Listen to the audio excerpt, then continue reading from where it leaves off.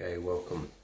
So today I wanted to offer some reflections about addictions and just talking about how early boarders and adoptees are often overrepresented in the addiction community. So I was talking to a fascinating man on Monday called Paul Sunderland, and the podcast will go live on Friday. And Paul has been involved in the addiction world for about 35 years, and he's a consultant, a trainer, and he's talked, he's done TEDx talks, etc., about adoptions, but also he in this podcast talking a bit about early boarding school as well. And what he's found in his work is that the ex-boarders and the adoptees are often overrepresented in the addiction world. And I've heard this from friends who've been to AA, and they've said, 7 out of the 8 who were at an AA meeting were ex-boarding school. And so it's a really fascinating discussion, because what Paul is saying is that it's due to the fact that these are disguised traumas. What does he mean by that? He means that you're told when you're adopted, you're lucky. You're told when you go to boarding school, it's a privilege. And so therefore, you're not able to process what you've gone through. You have to kind of almost keep working through it, and as if, or not working through it. Whereas if you're at home and it's a dysfunctional family, you kind of know this is wrong. Whereas in a boarding school, or if you're adopted, you're told, oh, well, you're really lucky. And therefore there's no space to process it. And obviously Paul goes into more depth on the podcast.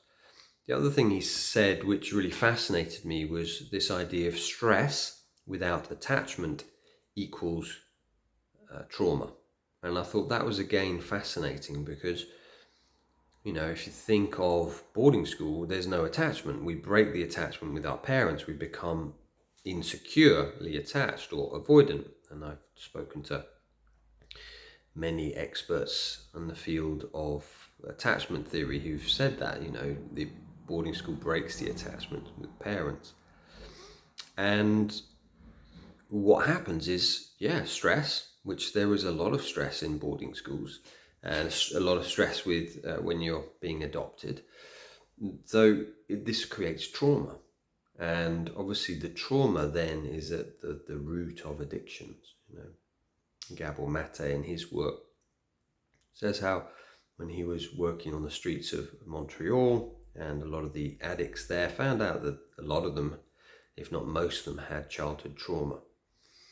So it's just really fascinating. So I really recommend, watching that episode. Really kind of very clear of how, early boarding school adoptees are overrepresented. So just look through my notes, see if there's anything else. Yes, it's really just this idea of disguised trauma. And I just thought that was, really fascinating. And I've heard this before. Annabelle Gonzalez, in her book, It's Not Me, she says, children trust that their caregivers will protect them and regulate their own emotions. When the caregivers are not available to do so, this gives rise to what are considered hidden traumas, which are caused not so much by what happens, but by what is missing.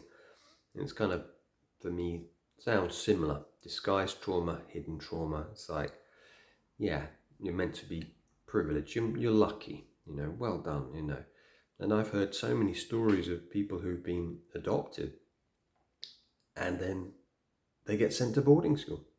And it's like, so there's a double rupture.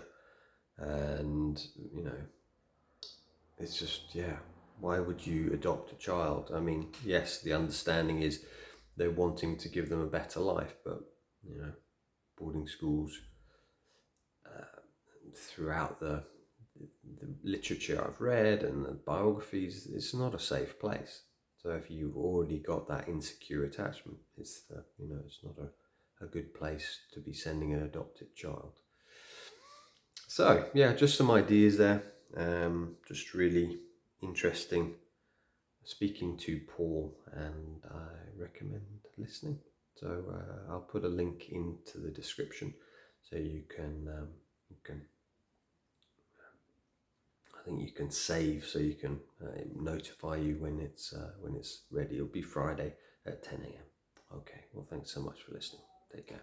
And any questions you have, anything that resonates with you, please do let me know. Okay. Take care.